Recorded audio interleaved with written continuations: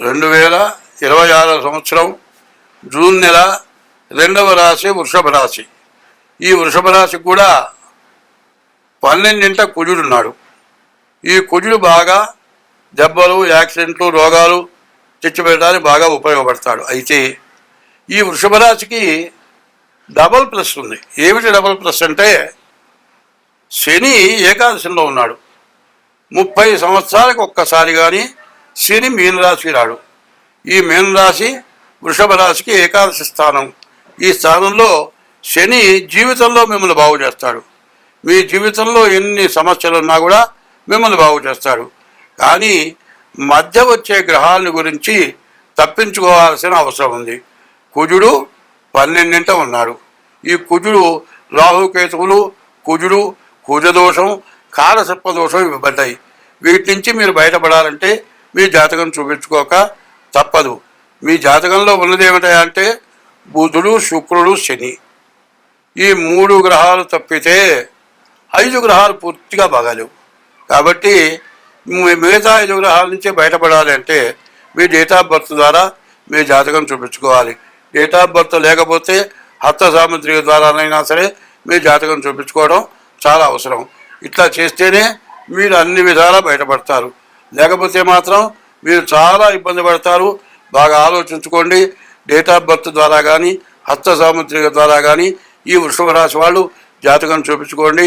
వృషభ రాశి వాళ్ళకి శని వల్ల విపరీతమైన మేలు జరుగుతుంది. అది గుర్తుపెట్టుకోండి. సంవత్సరంన్నర తర్వాత ఏలినాడు శని ప్రారంభం కాబోతుంది. ఇప్పుడు ఈ బాగుపడ్డదాన్ని చెడగొట్టడానికి అవకాశం ఉంది.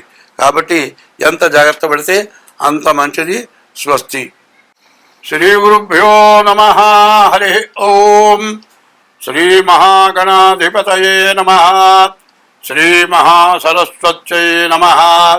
శ్రీ గురుభ్యో నమః. హరి ఓం. యః కర్తా జగతాం భర్తా సంహర్తా మహసాం నిధిః ప్రణమామి తమాదిత్యం బహిరంతస్తమోపహమో. యః కర్త అందరికీ కర్త అయినవాడు, సంహర్త అందరినీ సంరక్షించేవాడు, మహాసాం నిధి ప్రపంచం మొత్తానికి కూడా ఆధారభూతుడై ఉండి అందరినీ పోషించేటువంటి వాడు. యః కర్త జగతాం భర్త సంహర్త మహాసాం నిధి ప్రణమామి తమాదిత్యం. అటువంటి సూర్యభగవానుడికి నమస్కారం చేస్తూ ఉన్నా. ఎందుకంటే ఎవరైనా సరే ఒక కుటుంబీకుడు పిల్లలందరికీ భార్యకి తిండి పెట్టడం కష్టం. ఒక పెద్ద సంస్థ యజమాని అందరికీ అన్నం పెట్టడం కష్టం. ప్రపంచానికి మొత్తానికి ఆహారం పెడుతూ ప్రపంచం మొత్తం మీద ఒక్కడే సూర్యుడు. అటువంటి సూర్యుడైనటువంటి భగవానుడికి నమస్కారం చేస్తూ ఉన్నాను. మనం ముందుగా జూన్ నెల 2వ తారీఖు రోజున గురువు మిథునం నుంచి కర్కాటకాన్ని మారుతూ ఉన్నాడు. అయితే ఈ గురువు ఎటువంటి వాడనేది ముందు చెప్పుకుందాం. గురువు మనకు చెడుగా ఉన్నా కూడా మంచివాడికి మంచి బుద్ధి ఉంటుంది, చెడువాడికి చెడు బుద్ధి ఉంటుంది. శత్రుస్థానంలో ఉంటే కూడా ఆయన అపకారం చేయడు. ఎందుకంటే బ్రాహ్మడైన వాడిని చెంప మీద ఒక దెబ్బ కొడితే వాడు ఏం చేస్తాడు? వాడి కర్మ వాడు అనుభవిస్తాడంటాడు. బ్రాహ్మణులందరికీ దేవతలందరికీ గురువు ఎవరయ్యా అంటే దేవగురువు బృహస్పతి. అటువంటి బృహస్పతి ఎవరికి ఎట్టి పరిస్థితుల్లో అపకారం చేయడు. అయితే మిథున రాశి నుండి గురువు ఇప్పుడు కర్కాటక రాశికి వచ్చాడు. కర్కాటక రాశికి ఉచ్చ. అయితే దీనికి ఏం చెప్పాలి? 1ంటికి గురువు వచ్చాడు. దీనికి ఒక శ్లోకం ఉంది. యః కర్త ఒక సూర్యుడు కానీ కుజుడు కానీ శని కానీ ఈ 3 గ్రహాలు ద్వాదశాష్టమ జన్మస్థం శని అంగారకో గురు కుర్వంతి ప్రాణ సందేహం స్థానచలనం ధరక్షయం.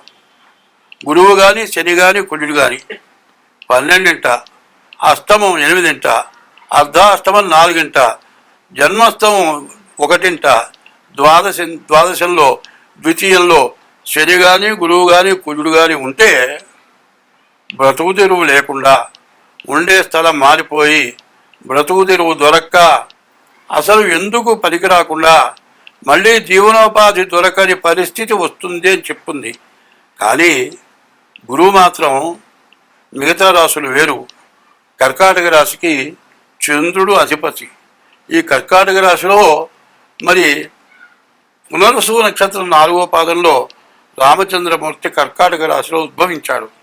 అందువల్ల కర్కాటక రాశి చాలా పుణ్యప్రదమైనటువంటి రాశి. తర్వాత పుష్యమి నక్షత్రం వచ్చింది. ఇజ్యాద్యౌ శిష్య పుష్యేతు పూజితో గురునామక వాగీశ్చామరేజ్యశ్చ జీవో దేవపురోహిత అనుంది. గురువు చాలా మంచివాడు. అటువంటి గురువు కర్కాటక రాశికి వచ్చాడు. కానీ ఇంతకుముందు ఈ కర్కాటక రాశి వాళ్ళు ఎన్నో అప్పులు, ఎన్నో బాధలు, ఎన్నో నష్టాలు, మరి ఆర్థికంగా, శారీరకంగా, మానసికంగా, కుటుంబికంగా కూడా చాలా నష్టాలు పడున్నారు. కర్కాటకానికి ఎప్పుడైతే గురువు వచ్చాడో వీళ్ళ జీవితం చాలా బాగుపడుతుంది అని నిక్కచ్చిగా చెబుతూ ఉన్నాను. గురువు కర్కాటక రాశిలో ఉంటే ఈ కర్కాటక రాశికి చాలా ఉన్నతమైనటువంటి స్థానం వచ్చింది. కాబట్టి ఈ కర్కాటక రాశి గురించి ముందు చెప్పుకున్నాం. అయితే 5 రాశులకి గురువు కర్కాటక రాశికి వస్తే 5 రాశులకు ఇబ్బంది అని చెప్పాలి. ఆ ఇబ్బంది ఎట్లా ఉంటుంది? కర్కాటకం, సింహం, ధనస్సు, మేషం, మిథునం, ఈ 5 రాశులకు కూడా చాలా కష్ట నష్టాలు ఎక్కువగా ఉంటాయి. కాబట్టి ద్వాదశాష్టమ జన్మస్థం శ్రీ అంగారకో గురు కుర్వంతి ప్రాణ సందేహం స్థానచలనం ధనక్షయం. ఇప్పుడు కర్కాటక రాశి బాధలు వదిలిపోయినాయి, బాగున్నారు అని చెప్పాలి. అయితే ఇప్పుడు కర్కాటకం అయిపోయింది. 2వ రాశి సింహరాశి. ఈ సింహరాశికి గురువు ద్వితీయంలో ఉన్నాడు, గురువు ద్వాదశంలో ఉన్నాడు. గురువు అక్కడ ఉంటా ద్వితీయం సింహానికి 1ంట గురువు ఉన్నాడు. ఈ గురువు ఉండటం వల్ల చాలా ఇబ్బంది. అదే కాకుండా శని వచ్చేప్పటికల్లా మరి మీనంలో అష్టమంలో ఉన్నాడు.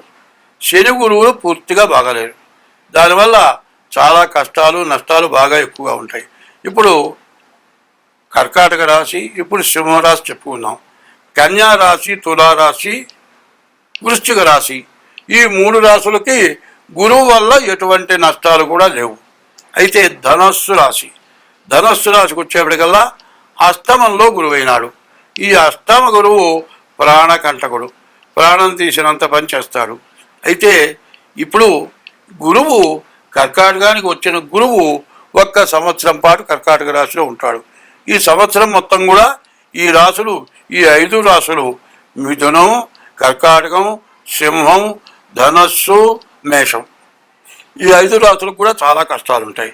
కాబట్టి అష్టమంలో ఉన్నటువంటి గురువు ప్రాణకంటకుడు, ప్రాణం తీసినంత పని అవుతుంది. కాబట్టి అది కూడా చాలా కష్ట నష్టాలు కలిగి ఉంటుంది. తర్వాత మేషరాశి అర్ధాష్టమం, 4ంట ఉన్నాడు శని గురువు. అది కూడా చాలా ఇబ్బందికరం. అదే కాదు, మేషానికి ద్వాదశంలో కూడా శని ఉన్నాడు. శని గురువు కూడా చాలా ఇబ్బంది పెట్టేటువంటి పరిస్థితి కనపడుతుంది. తర్వాత మరి వృషభ రాశికి ఏం లేదు. మిథున రాశిలో మళ్ళీ 12ంట శని ఉన్నాడు. మరి ఈ 5 రాశుల్లో చివరి రాశి మిథున రాశి. ఈ మిథున రాశికి ద్వాదశాంచో వ్యయోరిప్ప, ద్వాదశంలో ఉన్నటువంటి గురువు బాగా అనవసరమైన దండగా మారి ఖర్చు పెట్టిస్తాడు. కాబట్టి ఈ గురువు 12ంట గురువు ఉన్నాడు. ఈ గురువు వల్ల ఇబ్బంది. అయితే ఒకటి ప్రత్యేకించి చెబుతున్నా, ప్రతివాడు కూడా ఏమండి నా రాశి వృషభ రాశి, ఎట్టాగయ్యా మా నాన్న పేరు వెంకయ్య అండి, మా తాత పేరు వెంకయ్య అండి, నా పేరు వెంకయ్య అని పెట్టారు. వెంకయ్య కాబట్టి వృషభ రాశి. మీ తాత పేరో మీ ముత్తాత పేరో పెడితే రాదు. మీకు ఎట్లా వస్తుంది అంటే మీరు పుట్టిన తారీఖు, నెల, సంవత్సరం, టైము, ఆ రోజున ఆ నక్షత్రం బట్టి రాసి వస్తుంది. ఏదో ఇష్టం వచ్చిన పేరు పెట్టి ఇది నా రాశి అంటే సరిపోదు. అదే కాదండి, కొంతమంది ఏం చేస్తారంటే పిల్లల్లో మొట్టమొదటి వాడు అవుతారు, వాడిని బుజ్జి అని పిలుస్తారు చిన్నప్పుడు. ఆ బుజ్జి ఏమవుతాడు, 80 సంవత్సరాలు వచ్చినా కూడా బుజ్జి అంటేనే తెలుస్తుంది. బుజ్జి అను, చిన్నాను, కన్నాను ఇట్లాంటి పేర్లు ఉంటూ ఉంటాయి. ఈ పేరుని అడిగి నా రాశి అంటే అది కాదు. ఎందుకంటే పూర్తిగా తెలియక పేరును బట్టి ఈ రాశి నా రాశి చెప్పండి అని అడుగుతున్నారు. అది మాత్రం పద్ధతి కాదు. మీకు డేట్ ఆఫ్ బర్త్, పుట్టిన తారీఖు, నెల, సంవత్సరం, టైం కావాలి. అది లేదండి అంటే, లేకపోతే మీ అరిచేతుల హస్త సాముద్రిక ద్వారా మీ జాతకం చెప్పడం జరుగుతుంది.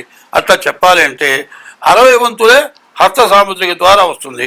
మిగతా 40 వంతులు రావాలంటే ఎట్లా? మీకు హస్త సాముద్రిక ద్వారా 60 వంతులే వస్తాయి. మీ పిల్లల్లో ఒకళ్ళ డేట్ ఆఫ్ బర్త్ ఉంటే ఆ 40 వంతులు కూడా వస్తుంది. మీ జాతకం పూర్తిగా వస్తుంది. మీ పిల్ల జాతకం డేట్ ఆఫ్ బర్త్ పెట్టిన వాళ్ళ జాతకం కూడా వస్తుంది. కాబట్టి ఇప్పుడు దేశంలో ఉన్న పరిస్థితులను బట్టి ప్రతివాళ్ళు కూడా తమ జాతకం ఏమిటో చూపించుకోవాల్సిన అవసరం ఉంది. ఎట్లా అంటే ఫౌండేషన్ లేకుండా ఇల్లు కడితే వెంటనే పడిపోతుంది.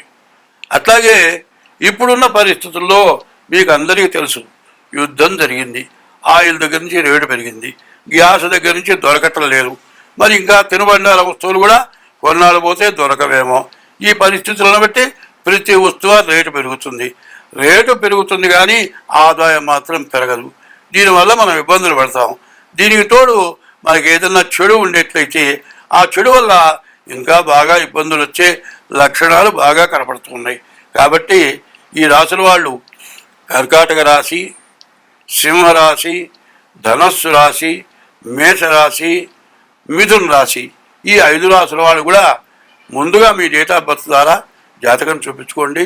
మీ రాశి ఏంటో తెలుసుకోండి. అట్లా లేకపోతే హస్త సాముద్రిక ద్వారా కూడా మీ జాతకం చెప్పడం జరుగుతుంది. అట్లా మీకు కావాలి అంటే నా పేరు పంగులూరు లక్ష్మీనారాయణ. నా ఫోన్ నెంబర్లు 6300061241. ఇంకో నెంబర్ ఉంది 7801071946. ఈ నెంబర్లకు ఫోన్ చేసి తగినటువంటి ఫీజు చెల్లించి మీ జాతకాలు చెప్పించుకొని మీరు ఇబ్బందుల నుంచి బయటపడండి. నా ఉద్దేశం ఏంటంటే డబ్బుల కోసం చెప్పే జాతకాలు కావు, మీరు బాగుండటం కోసమే చెప్పేది. అనవసరమైన డబ్బులు మీ దగ్గర పొందడం జరగదు. చక్రం వేయాలంటే రాశి చక్రం, నవాంశ చక్రం, మహాదశలు, విదశలు ఇన్ని వేస్తే కానీ మీ జాతకం పూర్తిగా అర్థం కాదు. మరి కంప్యూటర్ ద్వారా నేను మాత్రం జాతకం వేయను. పంచాంగాన్ని బట్టి జాతక చక్రం వేస్తాం. కంప్యూటర్ ద్వారా వచ్చేది ఎక్కువ తక్కువలు వస్తాయి. కాబట్టి కరెక్ట్గా జాతక చక్రం వేయాల్సి ఉంటుంది. కాబట్టి తగినంత ఫీజు తీసుకుని మాత్రం నేను జాతక చక్రం వేస్తాను. మీకు అందరికీ ఉపయోగపడతాను. అది మాత్రం ఏదో స్వార్థంతో మాత్రం చేసేది కాదు. స్వస్తి.